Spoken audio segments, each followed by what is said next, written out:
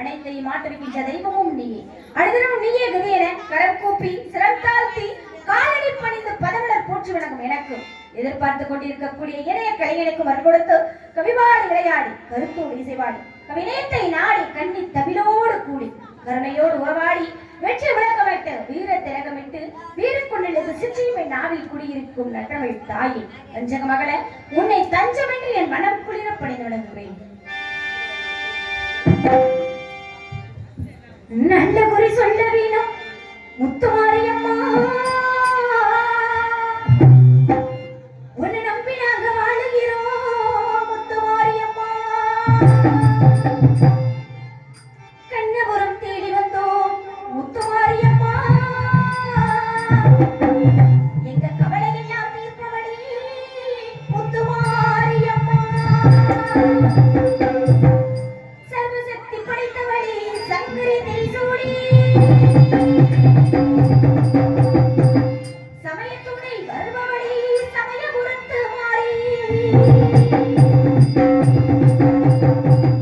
உன்னை நம்பி ஊர் இருக்குது உத்தமையாயி. ஓடிவா ஆடிவா சமயபுரத்து மாறி,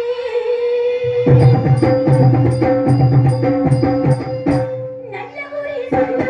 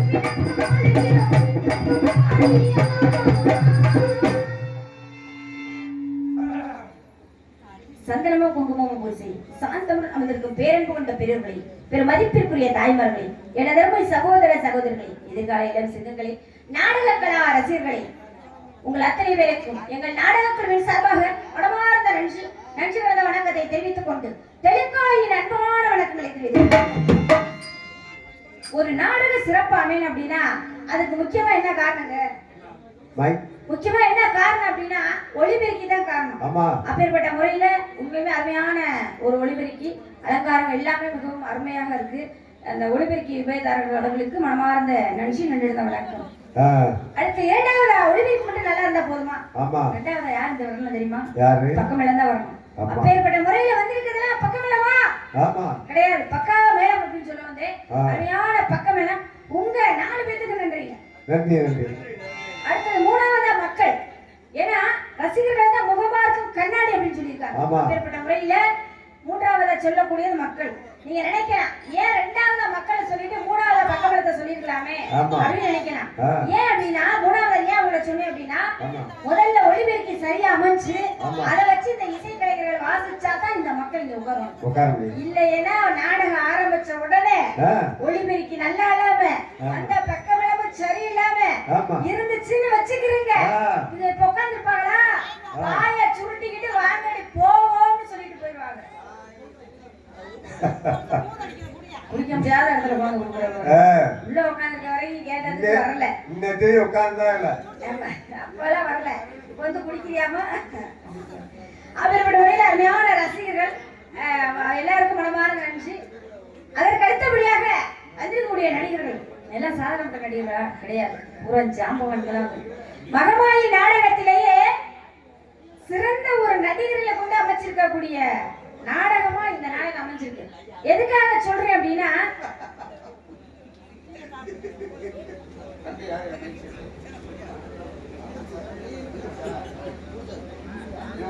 சொந்த புத்தின்னு ஒண்ணு வேணும். அதுதான் சுய புத்தி இருக்கணும், சொந்த புத்தி இருக்கணும். எந்த புத்தியுமே இல்லடா.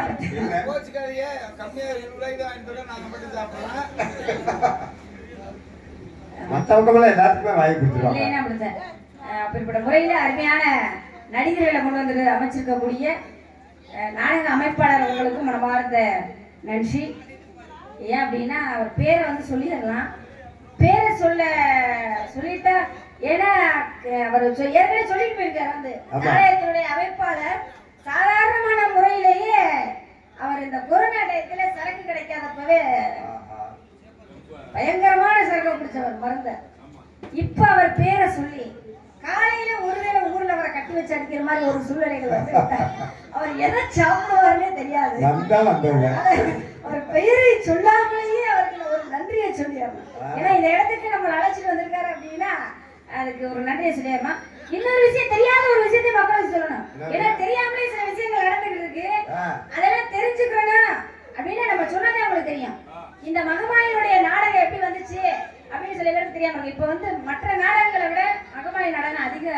மக்கள் விரும்புகிறாங்க. அதுக்கு முதல் மனமார்ந்த நன்றி. இது வந்து புராண நாடகம் கிடையாது.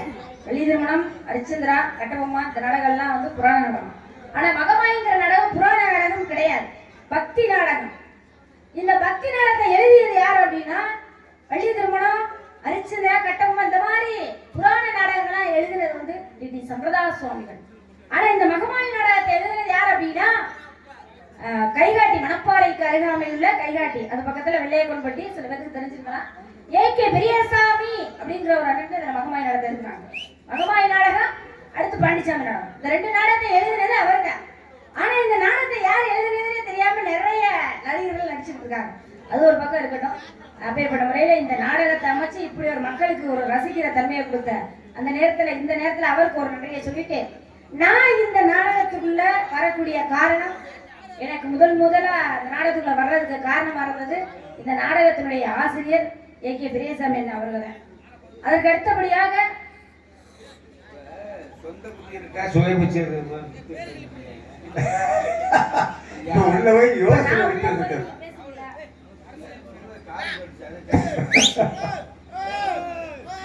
யாருக்கிட்ட சொல்றீங்க சொந்த புத்தி இருக்கா சுய புத்தி இருக்கா? இன்னாரு பேரு நான் சொல்லி சொன்னாங்க, மக்கள் உட்காந்து பாத்துட்டு இருக்காங்க. சொந்த புத்தின்னு இருக்கணும், சுய புத்தி இருக்கணும்னு யாரு பேரை சொல்லி நான் சொன்னேன்?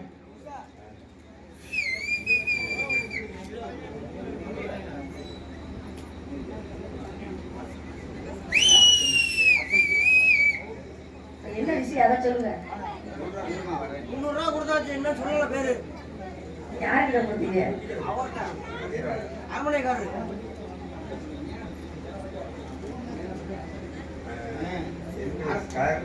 பாட்டு பாட சொல்லி பாட்டு பாடல.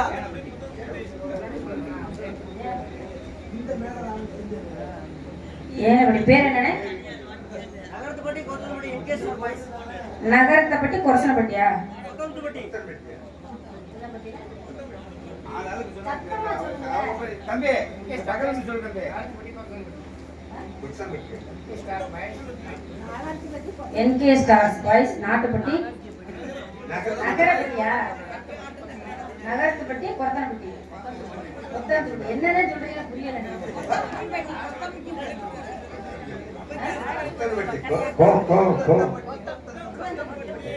நகரத்துப்பட்டி கொத்தனப்பட்டி அண்ணன் அவர்கள் வந்து 100 ரூபாய் அன்பளிப்பாக அளித்துள்ளார்கள்.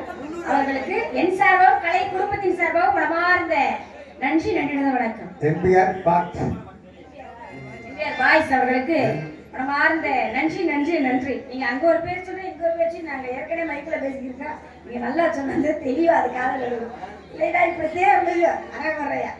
ஆமா, அதனால நாடகத்துக்குள்ள நான் வரக்கூடிய காரணம் யாருன்னா இந்த நாடகத்தினுடைய ஆசிரியர், எனக்கு முதலாக இருந்த ஆசிரியர் ஏகே பெரியசாமி அண்ணன் அவர்கள் தான் புள்ளி வச்சுட்டாரு. அந்த வச்ச புள்ளியில புள்ளி மட்டும் இருந்தா நல்லா இருக்குமா? கோலம் போட்டா தானே நல்லா இருக்கும். அப்பேற்பட்ட முறையில அழகான ஒரு கோலத்தை போட்டு இந்த அளவுக்கு நீங்க பேசுறேன், பாடுறேன், ஒரு திறமையா இருக்கேன் அப்படின்னா அதற்கு முக்கியமான காரணம் என்னுடைய அண்ணன் வந்திருக்கக்கூடிய, இன்னைக்கு ராஜ நடிகரா வந்திருக்காரு. பல இடங்களில் சிற்ப நடிகரா நடிச்சிருப்பாரு, கேள்விப்பட்டிருக்கீங்க. ஏபி கும்பராஜா அண்ணன் அவர்கள் தான். நான் இந்த அளவுக்கு வளரக்கூடிய காரணம் அவங்க தான். இனிமேல் வளர்றதுக்கான காரணம் அவங்க தான். அப்பேற்பட்ட முறையில 20 மனமார்ந்த நன்றியை சொல்லிக்கிட்டு கலியுக கடவுளான அந்த கந்த பெருமானை வணங்குகிறோமா? என்கே ஸ்டார் பாட்ஸ், NKR star boys Kuthanthapatti, NK star Nathampatti boys அவர்கள் 100 ரூபாய் அன்பளிப்பாக கொடுத்திருந்தார்கள். அவர்களுக்கு நன்றி, நன்றி வணக்கம். நன்றி, நன்றி, நன்றி, நன்றி.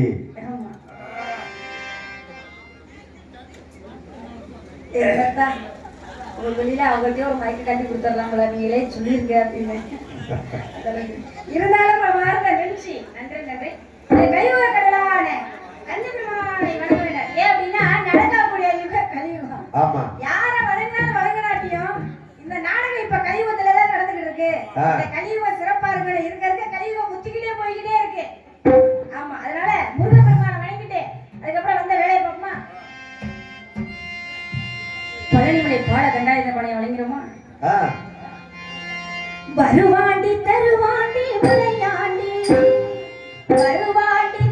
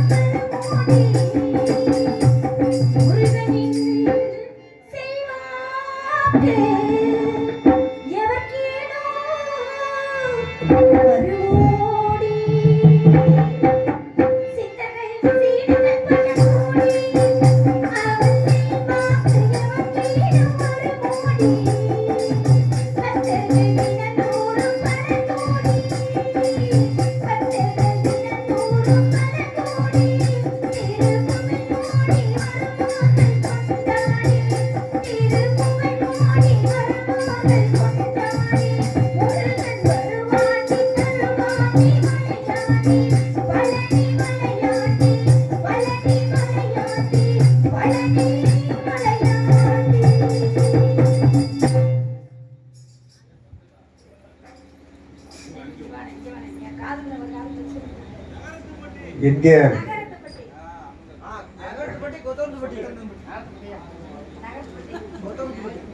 முத்தத்துப்பட்டி என் கே சாசு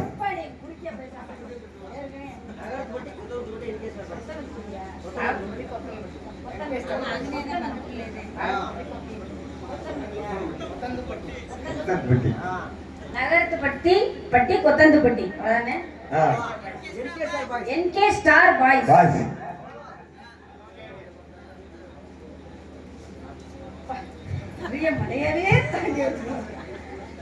அவர்கள் அன்பளிப்பாக மறுபடியும் அளித்துள்ளார்கள். அவர்களுக்கு மனமார்ந்த நன்றி நின்ற வணக்கம். நீங்க சொல்றது பாதி நுழையுது பாதி சொல்ற தெளிவா சொல்லிட்டா புரிஞ்சிடும். ஒரு ஊர்கள் அப்படிதானே இருக்கு. வழக்கப்பட்ட ஊர் டக்குன்னு வந்துடும். வழக்கப்படாத ஊர்கள் அப்படித்தான் இருக்கு. எங்க ஊர் பக்கம் நீங்க வந்தீங்கன்னா எங்க ஊர் பேரை சொல்லவே யோசிப்பீங்க. அது மாதிரிதான் அதுவுமே நல்ல ரசிக்கக்கூடிய ரசிகர்கள் இருக்காங்க. மனமார்ந்த நன்றி. எல்லாருக்குமே மனமார்ந்த நன்றி. எல்லாத்துக்கும் தூக்கம் வந்துருச்சுன்னு நினைக்கிறேன். தாலாட்டு பாடுறா இல்ல பாடுறது நல்லாவே இல்லையா? என்னப்பா நல்லா இல்லைங்கிறத இருக்குங்கிறாளா இருக்குங்கிறத இருக்குங்களா? அதாவது வீட்டுக்கு போகாம தூங்குங்க. அதனால யாருமே தொந்தரவு பண்ண மாட்டோம். எழுப்பக்கூடிய நேரத்துல சரியான முறையில சரியான நேரத்துல எழுப்புவோம். ஏன் அப்படின்னா கருப்பசாமி வரக்கூடிய நேரம் கொஞ்ச நேரம் தான் இருக்கு. அந்த கொஞ்ச நேரத்துல அப்பா கருப்பசாமி பேரை சொன்னா எந்திரிச்சுட்டாளேப்பா இந்த அளவுக்கு இருக்க சந்தோஷம், ரொம்ப சந்தோஷம். ஏன் அப்படின்னா கருப்பசாமி வரும்போது சரியான நேரத்துக்கு எழுப்பி விட்டுருவோம். நீங்க அதனால கொஞ்ச நேரம் அதை எழுதி தூங்குறவங்க தூங்கிக்கிறலாம். அப்படியெல்லாம் ஒண்ணு தொந்தரவுலாம் பண்ண மாட்டோம். அவங்களுடைய விருப்பம் தான். காசு செலவு பண்ணி நீங்க நாடகம் வச்சு பார்த்து தூங்கினாலும் சரி, இல்ல நீங்க படுத்து தூங்கினாலும் சரி. ஆமா எங்களுக்கு முக்கால்வாசி உலகத்தை முழுசாக வந்துருச்சு. ஆமா சம்பளம் செலுச்சிருச்சு. உங்க தூங்குடா என்ன தூங்கலாட்டி என்ன? ஆமா அப்படிதான் இருக்கு. அதனால இருந்தால இப்படி பாடிக்கிட்டே இருந்தா நல்லா இருக்குமா? நல்லா இருக்காது.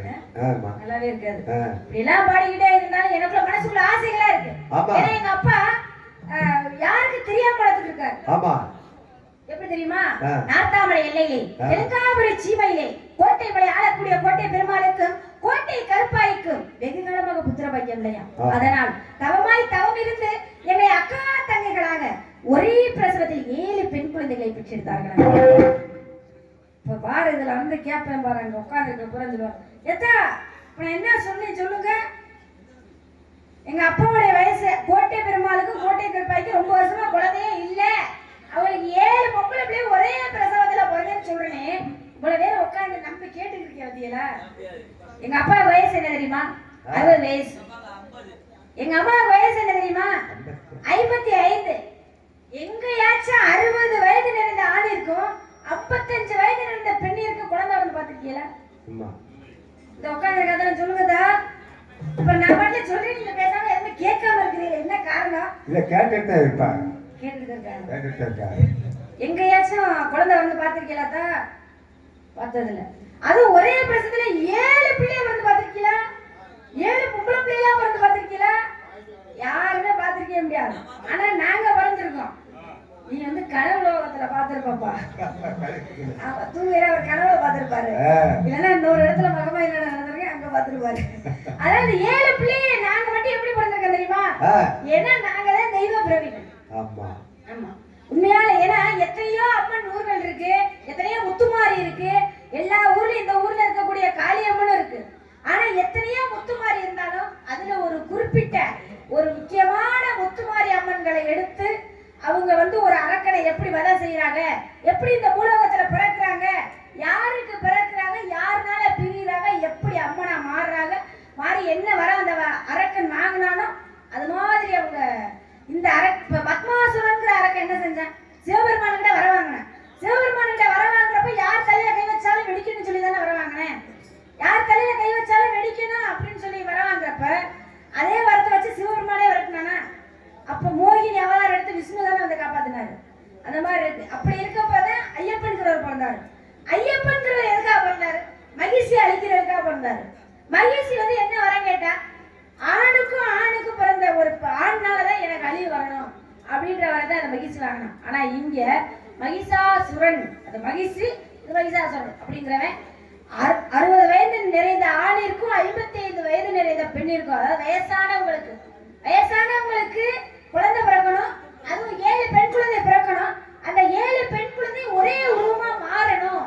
அந்த பெண்ணுனால எனக்கு அழிவு வரணும் அப்படின்னு ஒரு வார்த்தை கேட்டிருக்கேன். வயசான ஒரு பெண்ணுக்கு வந்து குழந்தை பிறக்காது, எல்லாத்துக்குமே தெரியும். இந்த ருதுங்கிறது ஒரு சில காலங்கள்ல தான் இருக்கும். வயசானதுக்கு அப்புறம் அது தானாவே நின்றதுக்கு அப்புறம் கரு உருவாகுறதுங்கிறது ஒரு கஷ்டம் இருக்காது.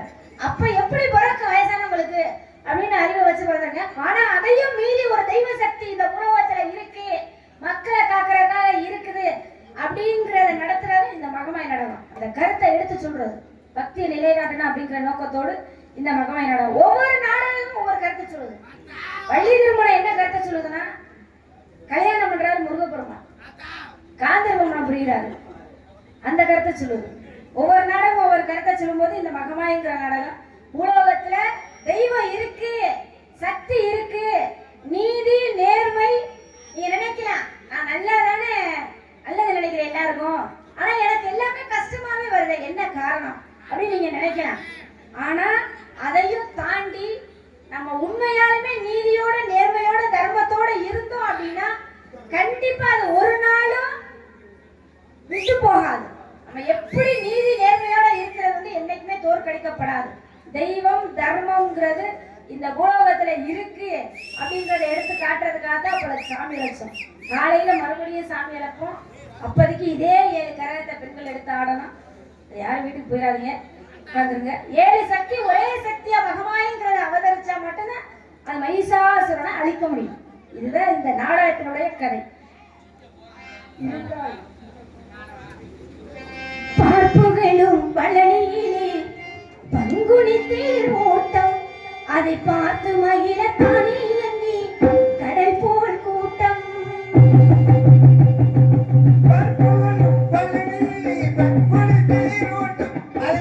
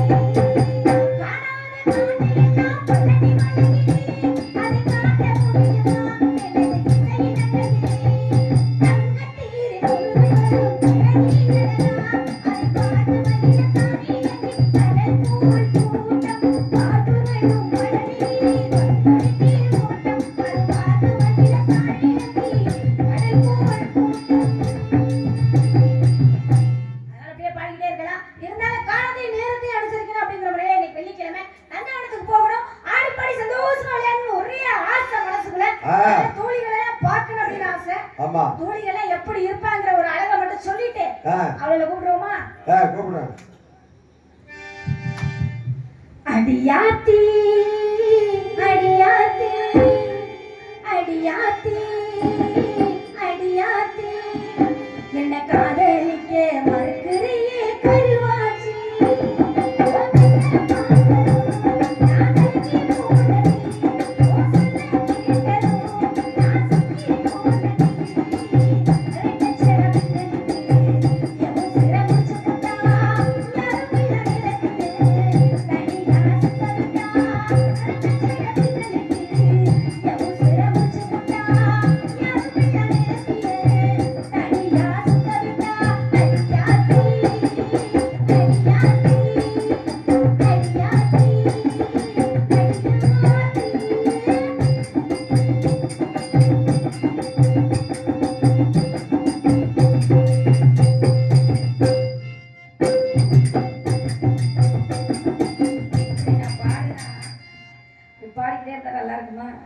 அடியாத்தி அடியாத்தினால வந்துருவாளுங்க அப்படின்னு பாடுங்க.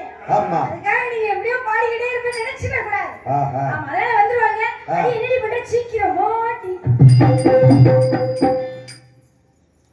சீக்கிரம் வாடி.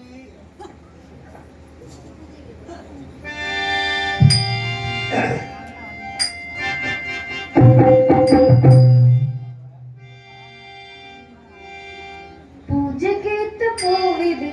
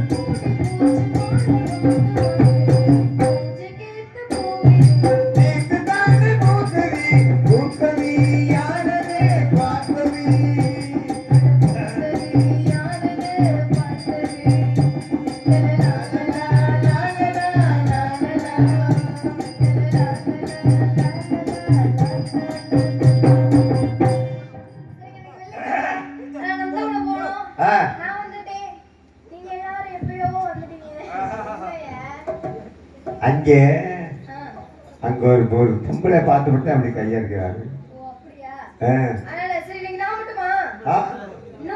இன்னொருத்தி அழகான பொண்ணுதான், அதுதான் அழகான பொண்ணுதான், அதுக்கேற்ற உருவம் தான்.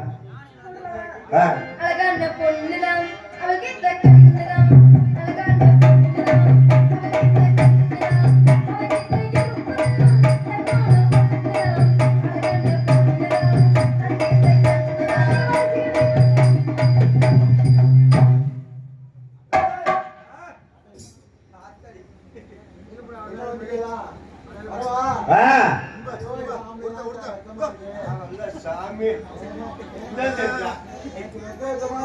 ஐயோ அதுக்கு மேல எங்க இருக்கு வைக்கமா வருது.